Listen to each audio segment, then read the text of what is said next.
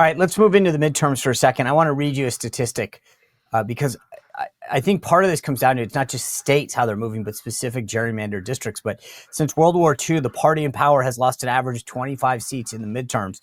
The Cook Political Report rates 191 seats as safe Republicans, 11 as likely, 9 as Republican. That gets you a total of 211 if you were to carry all of that. That's still 7 short. And a couple short of what they have today.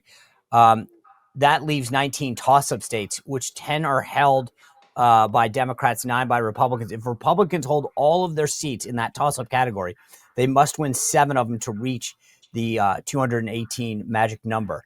Democrats will focus on the 3 Republican congressmen who won Kamala Harris district. So you got Don Bacon in Nebraska, Mike Lawler in New York, Brian Fitzpatrick. Those are the only ones that Harris actually won. But just over, like if you had to just make a broad statement about what it looks like for Speaker Johnson to maintain the majority, is it favorable to him right now? Does he have work to do? Is this going to be a money situation? Like what do you think the broad strokes look like? I think that this week has been a very big positive for the likelihood of the GOP keeping the House majority. But things are very fragile on the world stage. You know, we got into Iran and Israel at the beginning of this talk. You should see Richard Barris's polling numbers on what Americans think about direct military involvement. So I think that depending on which way the administration goes could swing the way the midterm outlook looks. But the point is, it's a very narrow window as it was elected. Now it's different how they're sitting now based on member departures and deaths, but it was 220 to 215 Republican at the election. So that means that we can lose 2 seats from the Republican House and have 218, 217, but we lose 3, they take it. So I think that right now, based on the number one domestic goals, which include cleaning up the immigration problem, the illegal immigration problem, Trump just got a huge shot in the arm with the riots in the streets. And I also think that most people view him favorably as the way he's responded. You know, you got a lot of people on our side who want very aggressive enforcement, but you got the Pete Wilson issues from California in 1994. So I do think that it's very possible aggressive enforcement measures are coming, but I think that the left is also looking for a change in the narrative because they have an opportunity to get back in the game in the long run if they go back to their working man policies and try to regain their sentiments in the Rust Belt. But they're not choosing the slow and steady hit the gym and watch your diet for a year path. They're choosing the roids, and they're trying to get in there. They're trying to get in there and get something on camera with babies getting tear gassed and whatnot to try to get the George Floyd effect against Republicans. So I think that it's a delicate situation.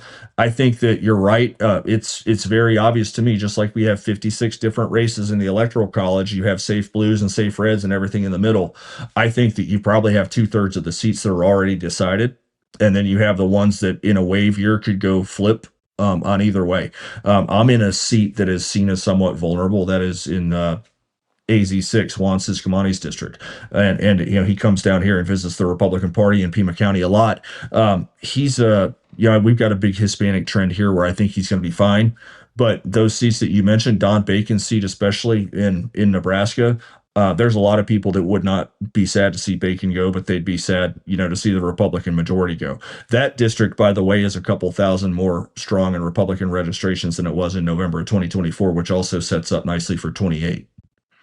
Interesting. So Bacon probably, you got a guy like Mike Lawler in New York that, as we debate this reconciliation bill, has made the state and the local tax deduction a big issue that's commonly referred to in DC as SALT. The question I want to ask you is with registration trends the way they are, et cetera, how big of a deal is an issue like that? Like Lawler's basically said, if I don't get what I want in SALT, I'll lose my seat. Do you think that's a compelling argument? Yeah, I think that he's probably right about that because the fact that it doesn't mean that we should base policy on one seat because one policy change might flip a blue seat to red. So as the whole goes, is where it's most important. But when you look at the midterm dynamics, it's 27 seats is the average loss since 1934 for the president's party. If Trump lost 27 seats in the House, then the Republicans would hold 193 seats a year and a half from now. And the Dems, of course, would have 242. It'd be a massive majority for them. So that is the standard. 20 out of 23 elections since 1934, the president's party lost seats. So we have a 1 in 8 window as it is with no external variables going in. So right now, I think we do have that window open where we could be the 1 in 8 if we play the cards right and if the circumstances on the world stage and the domestic stage play out like we need. But first off, it's identifying the seats that are the most vulnerable and doing it in a way that is pragmatic and real, not looking at antiquated polling methods, not looking at candidate fears. We got a lot of candidates that are in R plus 30 seats that do nothing but send out emails saying, if this doesn't happen, then I'm going to lose my seat. That's not the truth. So we need to find the seats that are truly vulnerable and figure out how to appeal to those voters. And then most importantly, it's delivering for the people, making sure that good legislation gets across. I think the one big beautiful bill does need to get across, even though it does have its issues that its critics have pointed out. But these critics don't consider the fact that for many decades now, we've been polluting the system in which we don't have a perfect bill because the system feeds itself and perpetuates itself in ways that aren't good for the people. But I think that one big beautiful bill accomplishes most of Trump's domestic agenda, which is what the people voted for and are therefore most likely to support renewing next year. So, in your estimation, I think like Mike Lawler, New York, as I mentioned, Brian Fitzpatrick in Pennsylvania, maybe Tom Keene in New Jersey, David Valadao in California, Young Kim in California. Like, I can only think of like 5 or 6 seats where you really have a tough slog. You have a lot of those now, but the Democrats won almost all of the close races in California in 2024. There were 5 races, I believe, that were decided by less than 3,000 votes. And I wrote these up in one of my articles a few months ago. So we have opportunities for pickups in California, which unfortunately, California is the Wild West when it comes to election integrity. And they will count votes until Christmas, and their candidates will straight up declare victory with a Santa Claus hat on shamelessly. But we have the coalition shift. We have the coalition shift in our favor. I'm telling you that working class Hispanics are going to continue to shift towards Republicans. Now, the midterm dynamics may blunt that a little bit, but all the stats that I've sent you with the voter registration stats suggest that the Hispanic voters are at worst for the Democrats going Republican, and at best for the Democrats leaving those ranks and becoming independents. And as Trump's economic plan sets in, as the Hispanic voter becomes wealthier, they shift to the right naturally, even before Trump became a political candidate. So you put together this list of a bunch of states: Alaska, Arizona, California, and every one of them that you have in your chart, and I posted it on Substack. I'll continue to push it out there, shows a registration shift to the right. And when you look at all of the states that you did, and it includes like Rhode Island, where I grew up, Oregon, New Mexico, okay, they all shift for a total of over 1 million votes to the right. Explain what you're getting at here and what the big picture takeaway is. There are 30 states which register voters by party, Republican, Democrat, or any other state recognized parties. And you can go back on your YouTube channel, you can go through our shows from November where you and I went state by state. We got every single state right on the money.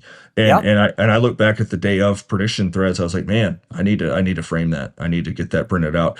And that was good. So this is blocking and tackling X's and O's of election analysis that doesn't rely on polling. All right, so voter registration trend by party is the most accurate way to determine presidential margin shifts year by year. Now, presidential, that's where you have the most partisan turnout with the most equal likelihood of either side coming out, not midterm dynamics. And since the 2024 election, these 30 states that register by party, Connecticut hasn't updated, so I counted for 29 states in this. All 29 states are more Republican by party registration or less Democrat than they were in November of 2024. So 7 months later, all 29 states that have updated data have a larger Republican voter registration by number or smaller Democrat.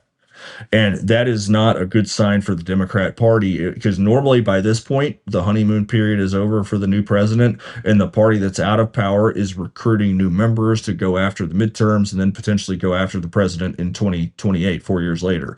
And they're still lagging in numbers and they're losing their base. And this is why you have Democrat leadership turnover. This is why you have Fetterman saying the stuff that he's saying. And some of these states, the change has been very drastic. Sometimes to me, it represents cutting the fat out of what we know is already a bloated voter registration roll, especially automatic voter registration states. But Pennsylvania has already shifted more than 100,000 to the right since November of 24 when Trump won by almost 2 points. California is 100,000 or more to the right. There's a few surprises in there. All the states in New England are leaning to the right. Rhode Island's is pretty sharp. Colorado was the only state that went to the left from 2020 to 2024, and that is 10,000 to the right of where it was in November of 2024. So even these states populated by environmental urban liberals are trending rightward as well. So you have a massive shift in all races and ethnicities to the right, and they're not just dropping out of the Dem ranks, they're joining the Republican ranks. Florida is now almost R plus 10. Not even a conversation starter when it used to be a key swing state. I'm looking at this Florida number, right? Trump 13.1 plus. And so at the end of 2024, Republicans had a 1,026,000 voter reg lead. It's now 1.265 million. So that's a gain in what, 6-7 months of 239,145 votes. That's your point. That's people proactively going out and saying, you know what, I've made a decision. I mean, you go look at your state of Arizona. It was the lead was 295,555 votes on election day of 2024. That's now 327,538 for a grand total shift of 31,983 new Republicans. And I think that's what my takeaway, Seth, is it's not just like people are throwing their hands up and saying, I don't like either party and Republicans kind of benefit. People are proactively going out and joining the Republican Party. Miami-Dade County is at the center of this. This is and that to me is even greater than policy. It's a straight up attitude. We're tired of being told who to vote for. Miami-Dade County flipped to a Republican Party voter registration advantage in the last month and a half. It's now R plus 3%. And Miami-Dade County needs to be studied by the GOP to understand these dynamics because it's more diverse than people think. It's not just Cubans. There's a lot of Cubans, Venezuelans, Puerto Ricans, whites, Northeastern transplants. You have a really good model to go after other urban spaces and make other states more competitive. And when you put the Democrats on defense, that's what the beauty of the Trump revolution was, that Trump went after Pennsylvania, Michigan, Wisconsin, Ohio. We don't even talk about Ohio anymore. Mitt Romney lost Ohio twice. He lost Iowa twice, right? Iowa now went to Trump by more than 13 points, and that's now R plus 11, more Republican than it was in November. Why do I care about Iowa? Because it has a direct traction to Wisconsin. It has a lesser traction to Minnesota. Same thing is true with Georgia. I can't track party registration numbers in Georgia, but I can track them in Duval County, Florida, which is several thousand more registrations redder than it was in November when Trump won it and won Georgia. So everything is lining up for greater things to come in 2028, which is depending largely on foreign and domestic policy right now in the White House, and for the best possible outcomes in 2026. But there's a lot of groundwork that has to be done, and it's candidate quality and then boots on the ground, door to door, and then doing everything we can to get election reforms passed in the critical states. So when you look at this and these numbers, whether it's Florida, Arizona, what have you, are individuals going out to the extent you can track this and saying, I, Seth, I, Sean, want to go join this party and therefore I'm doing it?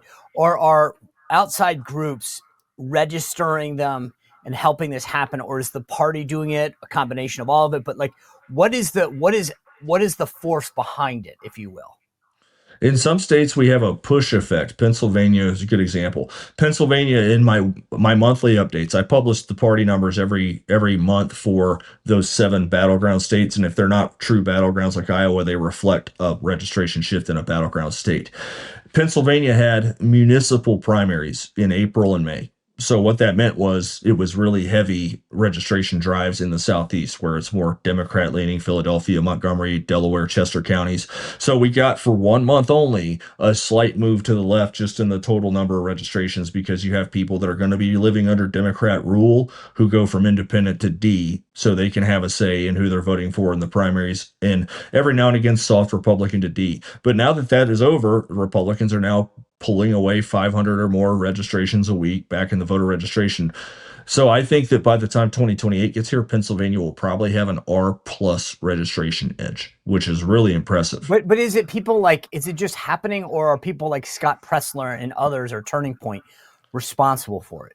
Well, you do have organizations that do voter registration drives. Pennsylvania's had a very strong Republican registration output since 2016.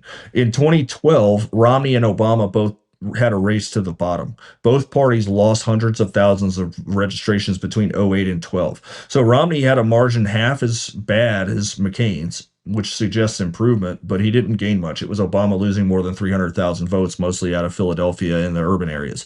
2016, big registration gains for Trump. 2020, same. 2024. So, yes, some of these groups and individuals that are out there registering voters are doing great work. Then you have the effect of local elections that cause people to shift registrations. And most importantly, you have the Democrats that are just hemorrhaging membership. And a lot of times this comes from voter registration maintenance in the automatic states. And then you have people, and you can see it in the party to party shift. In Pennsylvania, it's regularly a 2-to-1 advantage for Republicans for party switchers, Democrats becoming Republicans versus the other way around. And all throughout the interior, James Carville probably described Pennsylvania the best. Philadelphia and Pittsburgh and Alabama in between. So in that Alabama portion, you have just continuing Democrat losses where I'm looking at a county that's R plus 50. And I'm like, there's no way it's going to get higher than that. And then I look at it again, it's R plus 53. So it just seems to be going towards Texas Panhandle type margins. So if we can make these numbers work to our advantage, then why do we lose a race like in Wisconsin for the Supreme Court? Democrats have mastered ballot harvesting in the Midwest and the industrial Midwest. So in Wisconsin, Schimmel had more votes than Janet Protasewicz did in 2023 when she won by 11 points. He had more votes than her, and he lost by 10 because Susan Crawford wound up with almost as many votes as Hillary Clinton in a presidential election 9 years ago. So what that means is you would expect a certain number of ballots. It was 600,000 ballots would win that race less than a decade ago, because you're not going to have big turnout for an off-year judicial election. Now, of course, there were tons of money, tons of influence that were put into these races. A lot of people afraid that Democrats taking over that court were going to redraw boundary lines and cost the Republicans 2 House seats, which I think was overstated. I'm not saying it's not going to cost anything, but right now, I don't know that they're going to actually get anything redrawn by 2026. But the Democrats are now able to produce a presidential turnout for a midterm. And this is done by expanding mail-in balloting, engaging activists to go collect ballots. Canvassers have done studies throughout Dane County, Madison, and found 23 people living or registered in a single apartment. These are not cleaned out. So in order to not offend the YouTube gods, there are a lot of things that have to be considered, but mail-in balloting and ballot harvesting favor urban areas, and urban areas are run overwhelmingly by Democrats. So unless we can start figuring out a way to produce a Trumpian type ballot count in off-year judicial elections, we're going to have to press for more election reforms. Okay. You mentioned a moment ago, New Jersey, you were talking about J.D. Vance. And I know that's a way off because we got to get through the midterms. We got to get through this. Well, we got to get through New Jersey and Virginia, then the midterms. I obviously, regardless of whether it's J.D. Vance or anyone else, it seems to me, based on what you're saying and what the data shows, that Republicans are going to go into the next presidential election with a greater advantage than President Trump had going into the 2024 elections. Fair? Very fair. Of the 312 electoral votes that Trump won, party registration figures suggest J.D. Vance would carry all 312 electoral votes that Trump just won today in an election held today. Now, I think that there are 4 states that will be within 3% for Vance and winnable. Okay. New Jersey, New Hampshire, Minnesota, and New Mexico. And by the way, so every one of those we haven't won in quite some time. So those would all be additions. Correct. So New Hampshire is 4 electoral votes. New Jersey's 14, so that's 18. New Mexico is 5 more, 23, and Minnesota is 10 more, and that's 33. So add that to Trump, you've got 345, and give him Nebraska too, that's 346. So there's a possibility that Vance's electoral vote total is approaching the mid 300s. Now, there's a long way to go between here and there, but those numbers suggest that all 312 votes that Trump just won would stay in Republican hands if there were a presidential election held today. Now, it's also critical to express that is a Republican that has most of Trump's body of policy behind him. I don't think that the standard Romney class Republican would go in and win Pennsylvania today. I don't think there's anybody on the horizon that fits that bill, though. Do you? I mean, to me, this is J.D. Vance, maybe Marco Rubio. I mean, to me, I think this is right now. Here we are, ways out, but I do think this is Vance's to lose. But anybody else, I agree with you. I mean, I don't even know that there's somebody that would fit that bill. So to me, I went through everybody's opinions about J.D. Vance a year ago when he was being selected as vice president, and I don't have issues with his past positions on President Trump, where he was very critical of President Trump. If you can't change your mind, then there's really not much of a point. I mean, Trump has 77 million voters. He had 63 million 8 years ago. So he's clearly changed a lot of minds. That's okay to allow people to change their minds. It's what they do with it. I think that Vance has exceeded the expectations of most people on the right. And if you were to have anybody else in the conversation for nominee in 2028, it would tell me that something went wrong here in these 4 years. So that there would be a market for someone else, because he is the most attached to the Trumpian revolution of any of the possible candidates. Agree. Seth Keshel, always love our conversations. I appreciate you coming on, sharing your data, breaking it down, and frankly, in a week like this, giving us some optimism as far as where we're headed. Thank you so much again. Always look forward to it. Go to Captain K's Corner on Substack to get it all. We'll put all this in the show notes so you can get his charts and his latest updates as well. Well, if you enjoyed this content, make sure to like this video, subscribe, and click the notification bell to get more.